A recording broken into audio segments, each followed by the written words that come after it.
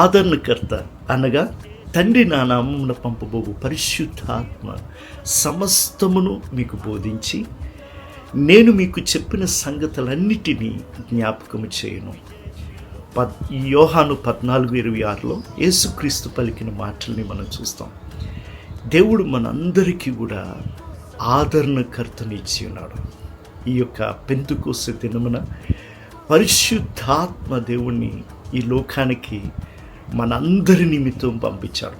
ఎందుకంటే మనల్ని అనాథలుగా విడిచిపెట్టడానికి చెప్పిన వాగ్దానం చేసిన దేవుడు సింహాసనాసీనుడై ఆయన నామమున మనందరికీ పరిశుద్ధాత్మ ఆయన మనల్ని ఆదరించడమే కాదు, మనల్ని సమస్త విషయాలు బోధించేవాడై ఉన్నాడు.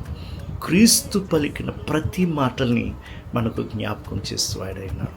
కావున ఆయన పొందిన వారమై ఆయన చేత బోధింపబడి ఆయన చేత నడిపింపబడును గాక. ఆమేన్.